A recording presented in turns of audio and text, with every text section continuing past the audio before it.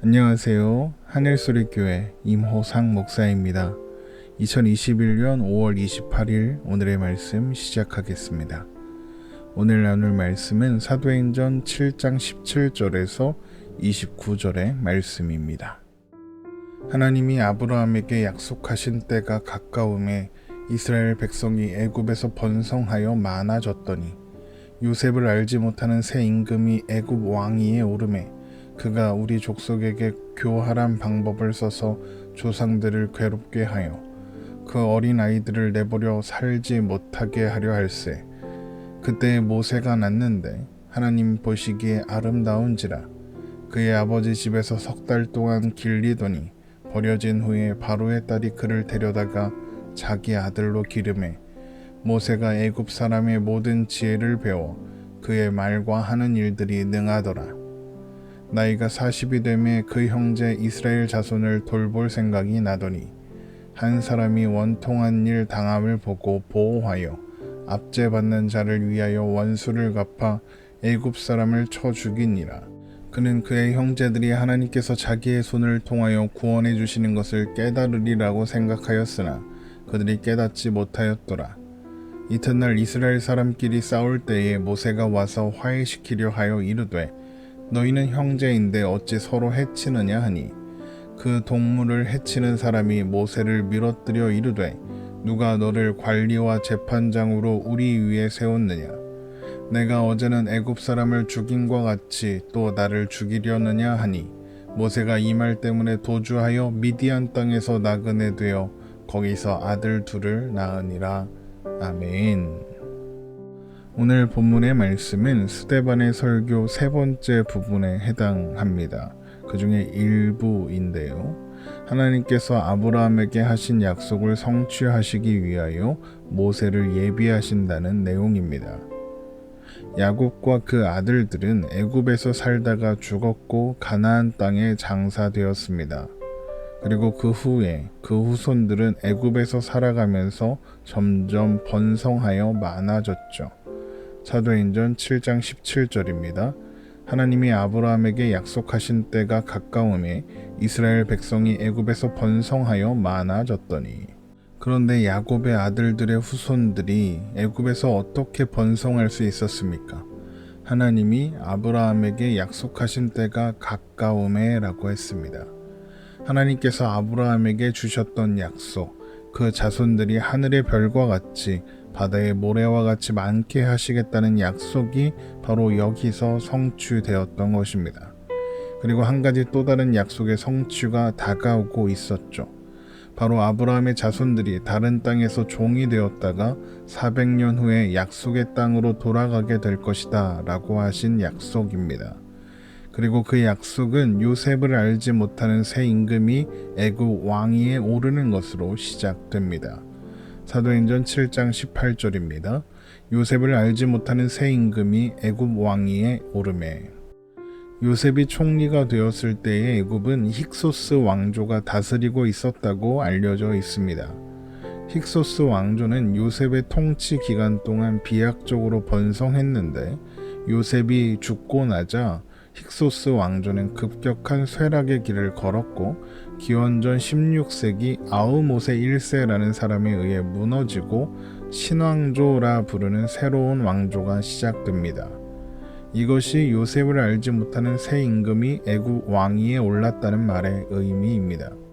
이집트 신왕조는 제국의 팽창을 목표로 하고 있었는데 제국의 팽창을 위해서는 전쟁은 필수적인 것이었습니다.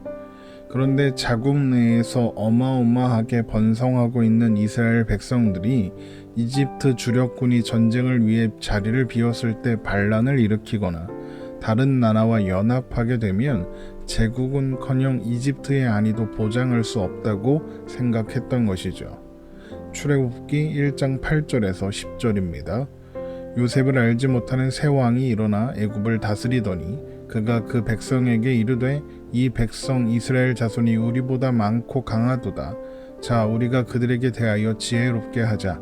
두렵건대 그들이 더 많게 되면 전쟁이 일어날 때에 우리 대적과 합하여 우리와 싸우고 이 땅에서 나갈까 하노라 하고 그래서 애굽은 이스라엘 사람들을 국고성 비돔과 라암셋을 건축하게 하면서 학대를 시작합니다. 출애굽기 1장 11절입니다. 감독들을 그들 위에 세우고 그들에게 무거운 짐을 지어 괴롭게 하여 그들에게 바로를 위하여 국고성 비돔과 라암셋을 건축하게 하니라. 그럼에도 불구하고 이스라엘의 인구가 계속 늘어났고 그러자 남자아이가 태어나면 죽이라고 명령했습니다. 사도행전 7장 19절입니다. 그가 우리 족속에게 교활한 방법을 써서 조상들을 괴롭게 하여 그 어린 아이들을 내버려 살지 못하게 하려 할세. 그렇게 이스라엘 백성들이 고통당하고 있던 그때 모세가 태어납니다. 모세의 부모는 모세를 3달 동안 숨겨서 몰래 기르다가 더 이상 숨길 수 없게 되자 모세를 갈대 상자에 담아 나일강에 버리지만 바로의 딸이 이를 발견하여 모세는 애굽의 왕자로 자라게 됩니다. 사도행전 7장 20절에서 22절입니다. 그때 모세가 낳는데 하나님 보시기에 아름다운지라 그의 아버지의 집에서 3달 동안 길리더니 버려진 후에 바로의 딸이 그를 데려다가 자기 아들로 기름해 모세가 애굽 사람의 모든 지혜를 배워 그의 말과 하는 일들이 능하더라. 비록 모세가 애굽 사람으로 교육받고 자랐지만 누이 미리암의 기지 덕분에 모세의 친모가 유모가 되어 모세를 보살폈습니다. 그래서 그 덕분에 모세는 자신이 이스라엘 자손이라는 것을 인식할 수 있었겠죠. 그리고 이런 인식은 모세가 성장한 후 40세가 되었을 때 이스라엘 자손을 돌보아야 하겠다는 생각의 계기가 됩니다. 사도행전 7장 23절입니다. 나이가 40이 되매 그 형제 이스라엘 자손을 돌볼 생각이 나더니 그래서 모세는 어떤 애굽 사람이 이스라엘 사람을 괴롭히는 것을 보고 주위를 살핀 후에 이스라엘 사람을 도울 목적으로 애굽 사람을 죽이게 됩니다. 사도행전 7장 24절입니다. 한 사람이 원통한 일 당함을 보고 보호하여 압제받는 자를 위하여 원수를 갚아 애굽 사람을 쳐 죽이니라. 이때 모세는 하나님께서 자신의 손을 통해 이스라엘 백성들을 구원하실 것이라고 생각했지만 그의 형제들은 그렇게 생각하지 않았습니다. 사도행전 7장 25절입니다. 그는 그의 형제들이 하나님께서 자기의 손을 통하여 구원해 주시는 것을 깨달으리라고 생각하였으나 그들이 깨닫지 못하였더라. 하나님께서 모세를 통해 이스라엘을 구원하기로 하신 것은 맞습니다. 그러나 모세가 이때 이런 생각을 했던 것은 하나님의 뜻과 계획과는 아무 상관이 없습니다. 모세는 그저 자신이 그럴 만한 힘과 능력을 가지고 있다고 생각했기 때문에, 그러니까 내가 할 수 있다는 생각에서 이런 행동을 한 것이었습니다. 그러나 아무도 그 마음을 알아주지는 않았죠. 하나님의 때가 아니었기 때문입니다. 그래서 이스라엘 형제를 위해 애굽 사람을 죽인 다음 날 이스라엘 사람들끼리 싸우는 것을 중지하려는 모세를 향해서 누가 너를 관리와 재판장으로 우리 위에 세웠느냐?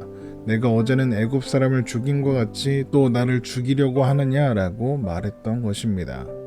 이 말을 들은 모세는 결국 도주하여 미디안 땅으로 가서 40년을 살았습니다.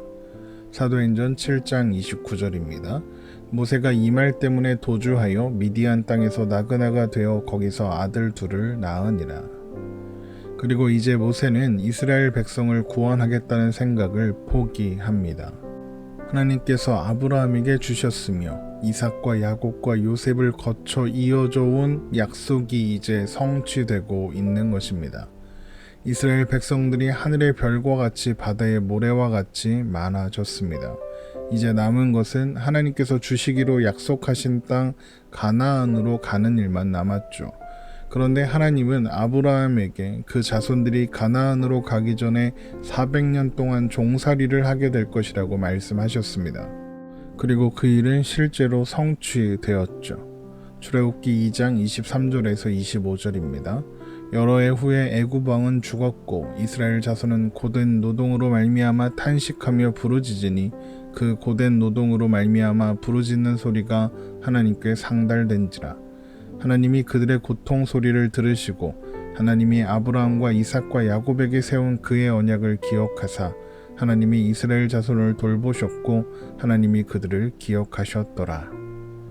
그러나 이스라엘 자손들이 고된 노동으로 말미암아 탄식하며 부르짖은 것이 하나님께 기도했다는 것을 의미하지는 않습니다.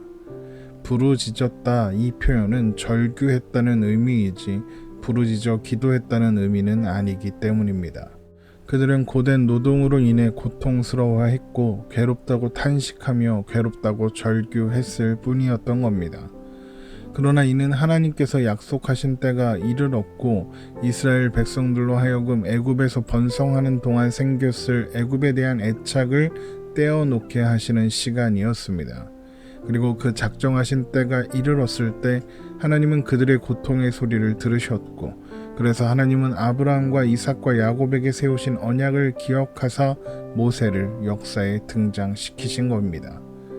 그러나 모세는 자신의 힘으로, 자신의 여건으로, 자신의 방법으로 이스라엘 백성들을 구원하고자 했습니다. 그래서 모세의 실패는 당연합니다.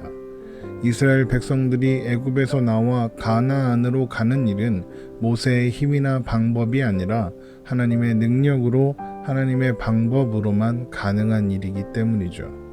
그래서 우리는 이스라엘이 당하는 고통과 무지함이 그리고 모세의 실패가 끝이 아니라는 것, 좌절이나 절망이 아니라는 것을 압니다. 하나님께서 정확한 때에 정확한 방법으로 하나님의 일을 이루실 것이기 때문입니다. 우리의 삶도 때로 고통의 나날인 것 같고 실패의 연속인 것만 같은 날들이 가득할 때가 있습니다.